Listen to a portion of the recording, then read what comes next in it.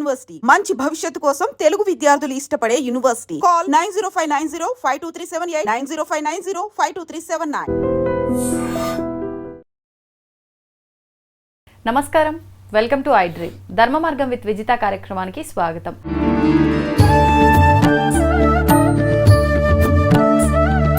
ప్రస్తుతం మనతో పాటు ఉన్నారు ప్రముఖ జ్యోతిష వాస్తు పండితులు బ్రహ్మశ్రీ అన్నవరపు తిరుపతి మూర్తి అవధాని గారు. ఇప్పుడు గురుగారితో మాట్లాడదాం. నమస్కారం గురుగారు.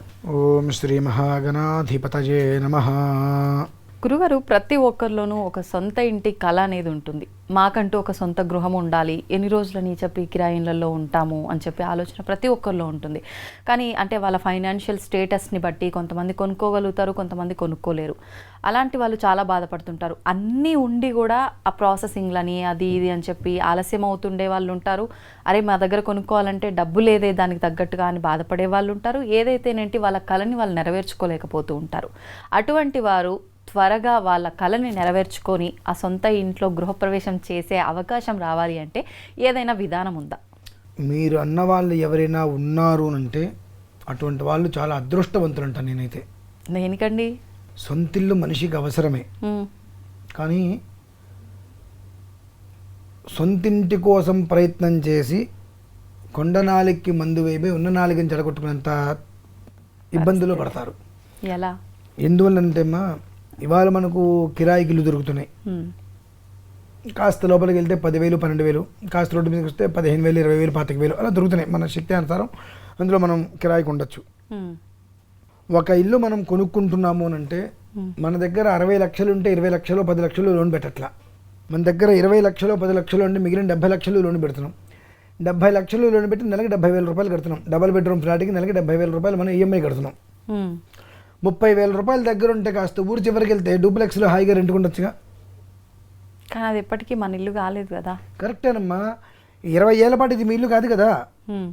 ఈఎంఐ అంటే 20 ఏళ్ళు పెట్టుకుంటున్నారుగా. ఆ 20 ఏళ్ళు 25 ఏళ్ళు నెలకి 70,000 రూపాయలు. ఆ 25 ఏళ్ళు మీ ఇల్లు అయితే కాదు కాదు. ఆ తర్వాత అయినా మనది అవుతుంది కదా అన్నీ అనుకున్నట్టుగా అయితే. అనుకున్నట్టుగా అయితే అనుకున్నట్టుగా కాలేదు, మధ్యలో 4 నెలలు కట్టకపోతే వాడు మీరు 10 ఏళ్ళ పాటు కట్టి ఏదన్నా ఒక 4 నెలలు కట్టలేకపోతే నోటీస్ అంటే ఇస్తాడుగా. ఏముందమ్మా ఇంకెక్కడ ఉంది మనది అనుకోవడానికి ఏముంది అక్కడ? ఏదన్నా మన దగ్గర ఉండి ఒక 10 లక్షలు 15 లక్షలు లోన్ పెట్టామంటే నెలకు 15,000-20,000 ఈ ఇంటి రెంట్ అనుకుని మనం కట్టుకుంటూ ఉండొచ్చు. 70,000 రూపాయలు ఈఎంఐ కట్టుకుంటూ డబల్ బెడ్రూమ్లో ఉండటం ఎంతవరకు కరెక్ట్ ఆలోచించండి. అదే 25,000-30,000 రూపాయలు పెడితే కొంచెం సిటీ అవతలకి వెళ్తే విల్లాలో హాయిగా ఉండొచ్చుగా. ఓ 2 ఏళ్ళు పట్టున్నారు కాబట్టి ఇంకో విల్లా మాడతాం. వాళ్ళకి నచ్చకపోయినా మనకు నచ్చకపోయినా ఇంకో విల్లాలోకి వెళ్తాం, ఇంకో చోటు ఉండగలుగుతాం. ఈ 70,000 రూపాయలు నెలకి 30,000 పోతే 40,000 రూపాయలు దాచుకుంటున్నాం నెలకి, కాదంటారా? నెలకి 40,000 దాచుకుంటున్నాం. సుఖవంతమైన జీవితం అయితే అక్కడ ఉంది కదా. 70,000 రూపాయలు ఈఎంఐ కట్టుకుంటూ నెల తిరిగేటప్పటికి ఏం చేయాలో తెలియక కట్టిన 70,000 రూపాయల్లో అసలులో మీకు 5,000 కూడా పోవట్లా, మొత్తం వడ్డీలోకి వెళ్ళిపోతుంది. బ్రతికినంతకాలం వాళ్ళని పోషించడం కోసమే మనం కష్టపడుతున్నాం. మొదట్లో 20 లక్షలు కట్టాం, తర్వాత 70 లక్షలు తీసుకున్నాం. 20 లక్షల రూపాయలకి రూపాయి వడ్డీ తప్పని 20,000 రూపాయలు పోయినట్టే మనకు. తర్వాత 70,000 రూపాయలు వడ్డీ కడుతున్నాం అంటే 90,000 రూపాయలు నెలకి మనం లాసు. ఆ 20 లక్షలే మన దగ్గర ఉన్నాయి. వాటిని ఫిక్స్డ్ చేసుకుంటే నెలకు ఒక 20,000 వస్తాయిగా. సపోజ్ అనుకుందాం, ఆ 20,000 రూపాయలకి ఇంకో 5,000 రూపాయలు కాదనుకుంటే బ్రహ్మాండంగా ఇండిపెండెంట్ హౌస్లోనో లేదంటే కనుక విల్లానో మంచి ఫ్లాట్లో అపార్ట్మెంట్లోనే తీసుకుని రెంట్కు బ్రహ్మాండంగా ఉండొచ్చు కదా. కన్ను పోయింది కాటికి ఎందుకు? ఎందుకంటే ఇవాళ చేసే ఉద్యోగాలు ఎంతవరకు స్థిరంగా ఉంటుందో తెలియదు. నాకు ఇవాళ 1,00,000 రూపాయలు వస్తున్నాయి అనుకుంటాం, 50 లక్షలు లోన్ పెట్టి ఇల్లు తీసుకుంటాం. వచ్చే నెల అవతల వచ్చిన నెల ఎంతవరకు ఉంటుందో ఊడుతుందో తెలియని పరిస్థితులు వాస్తవం.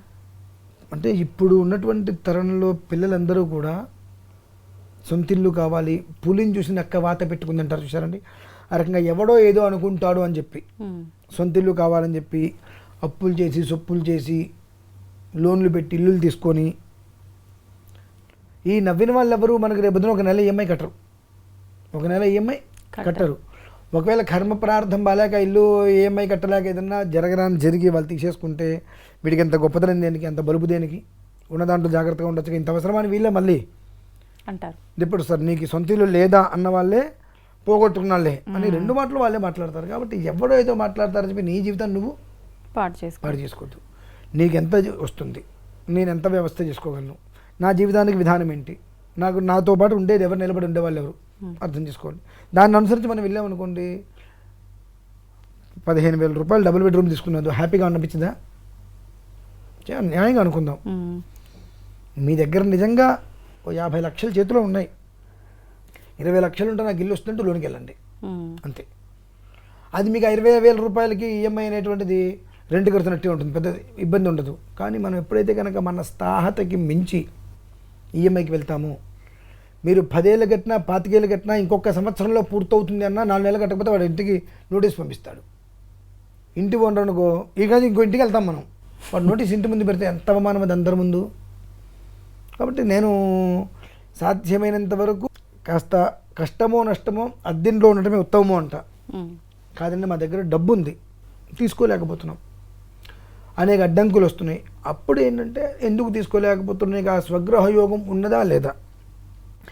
విశ్వకర్మణ హవిషా వర్ధయస్వత్రాతారమింద్రం అకృణోరవద్యం తస్మై విషస్సమనమంత పూర్వీ రయి ముగ్రో విహవ్యో యథాసతు అని కొన్ని మంత్రాలు ఉంటాయి.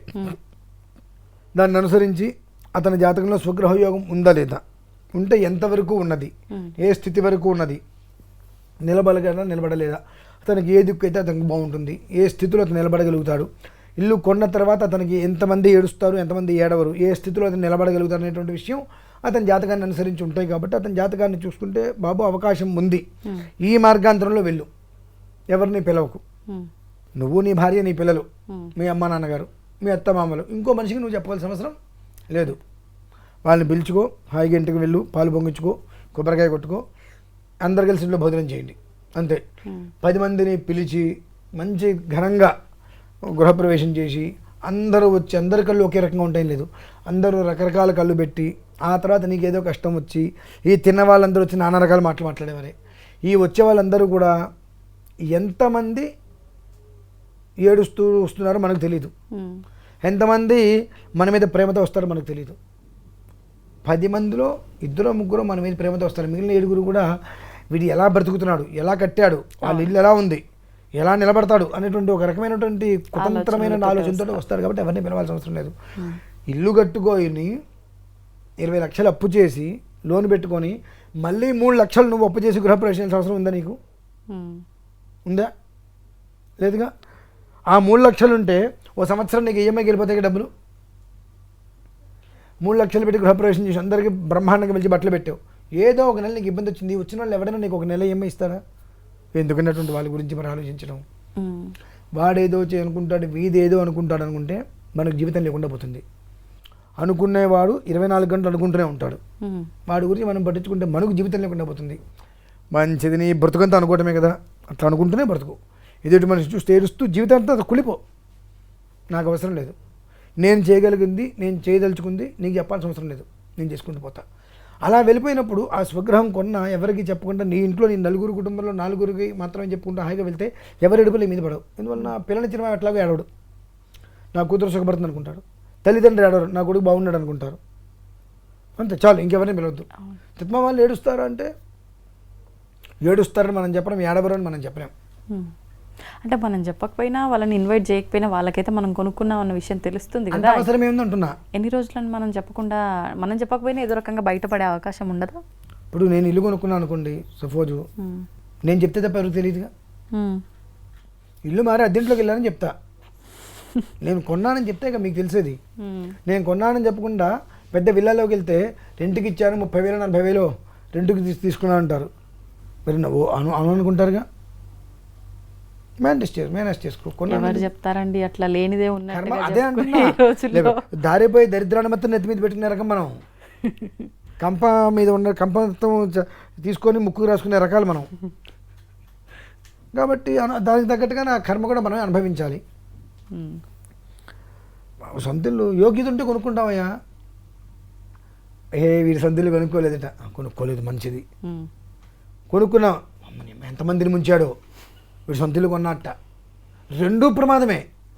మొదటిదే చాలా ఉత్తమం, వీడు కొనుక్కోలేదట మంచిది, నువ్వు నా ఇంటికి పిలవగా, నువ్వు నన్ను పిలవు, హాయ్, నేను నిన్ను పిలవక్కర్లేదు, ప్రశాంతత కదా. నేను నా కుటుంబంలో నేను నా భార్య నా పిల్లలు సంతోషంగా ఉంటాంగా, నీ తలనొప్పి నాకెందుకు?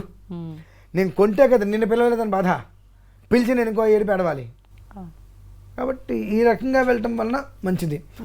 ఆ నూతన గృహయోగం ఉన్నదా లేదా, ఉన్న తర్వాత ఆ గృహం మనం తీసుకుంటే నలుగురిలో నానకుండా మన జీవితం ఎలా ఉండాలి, ఆ గృహయోగం మనం ఎలా వృద్ధి తీసుకురావాలి అనేటువంటి విషయాన్ని ఒకసారి మీ జాతకాన్ని పరిశీలింప చేసుకుంటే దాన్ని అనుసరించి అందులో కొన్ని పద్ధతులు చెప్తుంది. అది ఆ పద్ధతుల్ని మనం జాగ్రత్తగా అనుసరించినట్లయితే అందులో మనం ఎవరి ఏడుపులు మన మీద పడకుండా జీవితం ముందుకు వెళ్ళొచ్చమ్మా.